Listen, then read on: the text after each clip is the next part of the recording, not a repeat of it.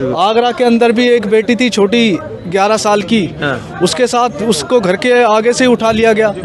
उसके साथ इतनी दरिंदगी की गई, वो हैवान ने उसके हाथ पैरों को भी नोच डाला। जब मनीषा वाल्मीकि के साथ गैंग रेप किया, उसका मर्डर किया और रात को पेट्रोल छिड़क के इस योगी ने उसको जला दिया, उसके परिवार वालों को भी उसकी शक्ल नहीं देखने दी। अगर ये अत्याचार करने वाले लोग मैं समझता हूँ कि अपर कास्ट के होते, वो अत्याचार दलित होते या पिछड़े होते, मुसलमान होते, तो अब तक बुलडोजर चल चुका होता। बच्ची थी मेरठ के अंदर जिसके हाथ पर एक मोम का निशान था, उसको भी जला दिया गया था। उस बच्ची को घर से ही उठाकर लेकर गए थे। उस परिवार को भी, पीड़ित परिवार को न्याय नहीं मिला। ये ड्रामा है इनका। अब सिंगर ने क्या किया और कोर्ट के जज, दिल्ली हाई कोर्ट के जज तरीके बकाऊ हो चुके, तो न्याय कहाँ से मिलेगा? एक जातिवाद और बेटियों के ऊपर जो शोषण अत्याचार हो रहे हैं यूपी के अंदर खास तौर पर, बिल्कुल, तो ये बहुत ही दयनीय है। सटीक खबरों का सीधा असर। आप देख रहे हैं एनसीआर समाचार, सच्ची और पक्की खबरें। नमस्कार, आप एनसीआर समाचार देख रहे हैं। मैं हूं सुमित। बात कर रहे हैं हम हाथरस की घटना को बीते 5 साल हो गए, लेकिन आज तक मनीषा वाल्मीकि को इंसाफ नहीं मिला और उस इंसाफ की गुहार के लिए जंतर मंतर पर वाल्मीकि समाज के लोग प्रोटेस्ट कर रहे हैं और मोदी और योगी सरकार से मांग कर रहे हैं कि उनको इंसाफ चाहिए। जो वादा सरकार की तरफ से किया गया है वो वादे अभी तक पूरे नहीं किए गए और इसी को लेकर जंतर मंतर पर वाल्मीकि समाज आज प्रोटेस्ट कर रहा था। यहाँ पे तमाम लोग मौजूद हैं, इनसे बात करते हैं। क्या नाम है सर आपका? कृष्ण खेरालिया। अच्छा, क्या मांगे? और जी यही मांगे जो दोषी हैं, जो आज खुले घूम रहे हैं खुले के अंदर, क्योंकि देखिए उत्तर प्रदेश के अंदर ये कोई पहला मामला नहीं है। बिल्कुल बिल्कुल। इससे पहले एक बच्ची थी मेरठ के अंदर जिसके हाथ पर एक मोम का निशान था, उसको भी जला दिया गया था। उस बच्ची को घर से ही उठाकर लेकर गए थे। उस परिवार को भी, पीड़ित परिवार को न्याय नहीं मिला, तो हमारी टीम वहाँ पर पहुंची थी, पूरे समाज के लोग पहुंचे थे। तो मगर उस बेटी के साथ भी कोई इंसाफ नहीं हुआ। दूसरा ये मामला हुआ आगरा के अंदर भी एक बेटी थी छोटी 11 साल की, उसके साथ उसको घर के आगे से ही उठा लिया गया। उसके साथ इतनी दरिंदगी की गई, वो हैवान ने उसके हाथ पैरों को भी नोच डाला। वहाँ पर भी उसकी गिरफ्तारी नहीं हुई। तो मैं जिस संगठन से जुड़ा हूँ, रॉयल वाल्मीकि आर्मी संगठन से, तो हमारी पूरी टीम वहाँ पर गई, तो हमने उनको जाकर वहाँ पर गिरफ्तार करवाया, उनको सजा दिलवाई। तो ये हाल है, जब तक हम कोई बड़ा आंदोलन नहीं करते तब तक कोई सुनवाई नहीं होती। तो हम यही कहना चाहते हैं, यूपी के अंदर बीजेपी की गवर्नमेंट है, उनका नारा भी है बेटी बचाओ बेटी पढ़ाओ। तो मैं यही कहना चाहूँगा कि उस पर ये अमल भी करें, जमीनी स्तर पे कार्य होने चाहिए इसके लिए। क्या योगी सरकार और मोदी सरकार जमीनी स्तर पर कार्य नहीं कर रही है? जिस तरीके से वहाँ पर एक जातिवाद और बेटियों के ऊपर जो शोषण अत्याचार हो रहे हैं यूपी के अंदर खास तौर पर, बिल्कुल, तो ये बहुत ही दयनीय है।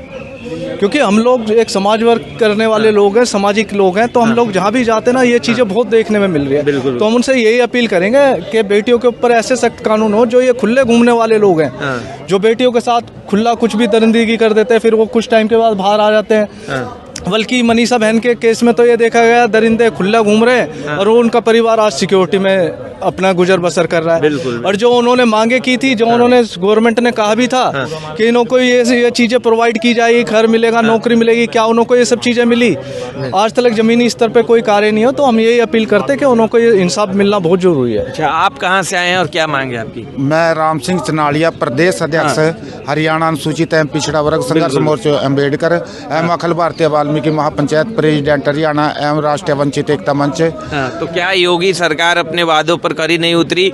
मनीषा वाल्मीकि को इंसाफ नहीं मिला? नहीं, ये पूरी नहीं उतरी। जब मनीषा वाल्मीकि के साथ गैंग रेप किया, उसका मर्डर किया और रात को पेट्रोल छिड़क के इस योगी ने उसको जला दिया, उसके परिवार वालों को भी उसकी शक्ल नहीं देखने दी। ये जो सरकार है ना, गरीबों की दुश्मन है। हाँ, और ये क्या जो उनको बचा रहे हैं, उनके ऊपर आज तक कार्रवाई नहीं की। जैसे ही क्या नाम लेकर या इन लोगों को फांसी की सजा होनी चाहिए, ऐसा कानून होना चाहिए। मैं सीजीआई सुप्रीम कोर्ट से प्रार्थना करता हूं कि ऐसे लोगों के ऊपर ऐसा कानून बनाया जाए ताकि फांसी की सजा हो। तो मोदी और योगी तो कहते हैं वो बेटियों के लिए काम करते, बेटी बचाओ बेटी पढ़ाओ का नारा देते हैं। ये सब इनका ड्रामा है। ये ड्रामा है इनका। अब सिंगर ने क्या किया और कोर्ट के जज दिल्ली हाई कोर्ट के जज तरीके बकाऊ हो चुके, तो न्याय कहाँ से मिलेगा? बिल्कुल बिल्कुल। और सिंगर को क्या उन्होंने जमानत दे दी? अगर सीजीआई सुप्रीम कोर्ट दोबारा रोक न लगाता, और मैं तो प्रार्थना करता हूँ सीजीआई महोदया से कि उन जजों के ऊपर भी कार्रवाई की जाए। बिल्कुल। क्योंकि अगर इन जजों के ऊपर कार्रवाई होगी तभी लोगों को न्याय मिलेगा। ये बलात्कारियों की सरकार है मेरे दोस्त, और इनके कुछ लोग उन्हीं बलात्कारियों का साथ देते हैं। जो लोग ऐसी हरकत करते हैं ना, उनका साथ देते हैं, उनके अगेंस्ट भी कार्रवाई होनी चाहिए। बिल्कुल जी। सर आपका क्या नाम है, परिचय दीजिए। मेरा नाम लाखन सिंह है और राष्ट्रीय झाड़ू मंच का राष्ट्रीय अध्यक्ष हूँ और इंडियन दलित फोरम का राष्ट्रीय महासचिव हूँ। बिल्कुल बिल्कुल। सर क्या मांगे, क्या योगी सरकार और मोदी सरकार ने जो वादे किए थे पूरे नहीं किए? मनीषा वाल्मीकि को इंसाफ नहीं मिला सर? एक भी वादा पूरा नहीं हुआ है। एक भी वादे के ऊपर जो है मोदी सरकार, योगी सरकार अपने वादे पर खड़ी नहीं उतरी है। आज भी 6 साल बाद भी आप लोग देखिए, दलित की बेटी को न्याय देने के लिए जंतर मंतर पहना पड़ रहा है। अगर क्या कभी आप लोगों ने देखा है कि इस देश के अंदर किसी अपर कास्ट की बेटी के साथ कुछ अपराध हुआ हो और वो लोग जंतर मंतर बैठे हो? कभी इस देश के अंदर ऐसा नहीं होता है। लेकिन हमेशा जब जब दलितों से अत्याचार होते हैं तब तब हमें जंतर मंतर पर उतरना पड़ता है। और 6 साल बाद भी उसके परिवार को एक तरह से कैद किया हुआ है। पूरी पुलिस फोर्स के अंदर ऐसा लग रहा है कि उसका परिवार आजाद नहीं है, उसके परिवार को बांध के रखा हुआ है। कोई नौकरी सहायता नहीं है, कोई आर्थिक सहायता नहीं है, किसी प्रकार की भी उसके पीड़ित परिवारों को 1 रुपए की सहायता जो है योगी और मोदी सरकार ने उपलब्ध नहीं कराई है। और एक तरफ लगातार घर जो है वो खंडर होता जा रहा है। जब घर के कमाने वाले लोग बाहर नहीं जाएंगे तो खाएंगे कैसे? आज उनके भुखमरी के हालात है।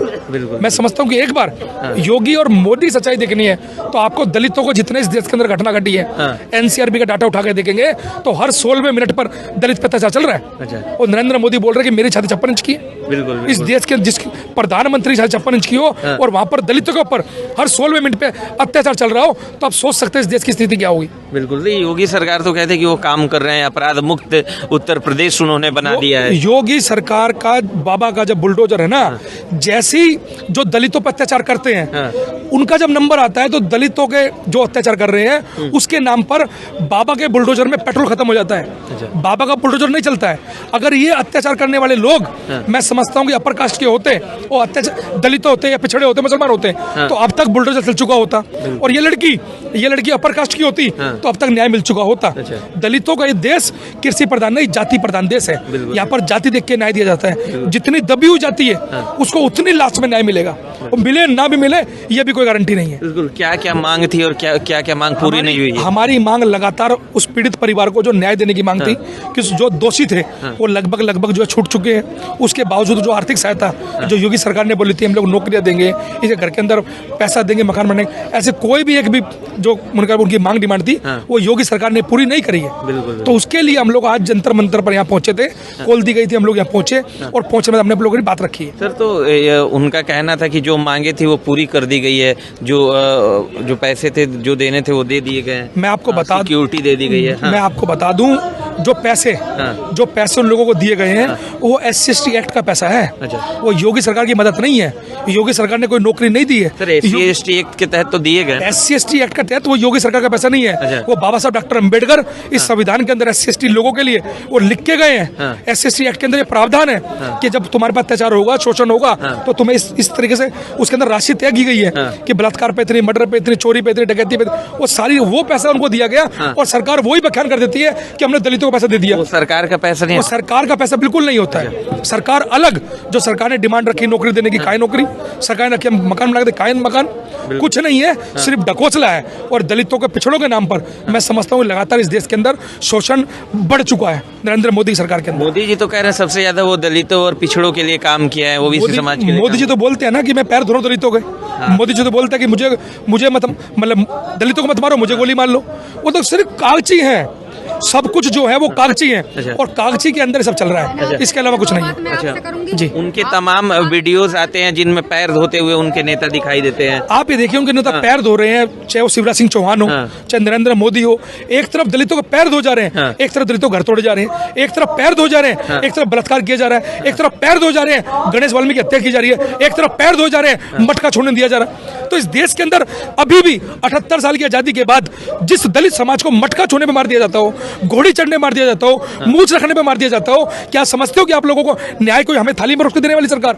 ये न्याय लेने के लिए रोड पर उतरना पड़ता है। बिल्कुल बिल्कुल, आपने ठीक कहा सर। आपको कुछ कहना है इस मामले में? क्या मांगे आप लोग, कहाँ से हैं आप? हाँ। मैं राष्ट्रीय झाड़ू मंच का दिल्ली प्रदेश का अध्यक्ष हूँ। बिल्कुल बिल्कुल। और सर क्या ना, जो 2012 में दामनी कांड हुआ था, एक्चुअली वो द्वारका में रहते हैं। बिल्कुल। और उनकी इतनी आर्थिक मदद करी गई है कि वो मान लो अब द्वारका में अपने कई फ्लैट लेकर रह रहे हैं। अच्छा। और ये जो मनीषा हाथरस का कांड हुआ सर, उनको आर्थिक तौर पे इतना कमजोर कर दिया गया कि आज वो भुखमरी के कगार पे है। तो मेरा ये मानना है कि जो उन्होंने उस टाइम पे कहा था कि भाई इनको नौकरी दी जाएगी, उनको फंड दिया जाएगा, तो उनको नौकरी और फंड दिया जाए ताकि वो अपनी आर्थिक कंडीशन सुधार सके। बिल्कुल बिल्कुल, आपने सही कहा। तो साफ लोगों का कहना है जो मनीषा वाल्मीकि को लेकर जो सरकार ने वादे किए थे वो वादे अभी तक पूरे नहीं हुए, और इसी को लेकर जंतर मंतर पे ये लोग प्रोटेस्ट कर रहे थे। मनीषा वाल्मीकि को इंसाफ दिलाने के लिए आप लोग भी आवाज़ उठाइए और ऐसी बेटियों को इंसाफ ज़रूर मिलना चाहिए। आप NCR समाचार देख रहे थे। नमस्कार।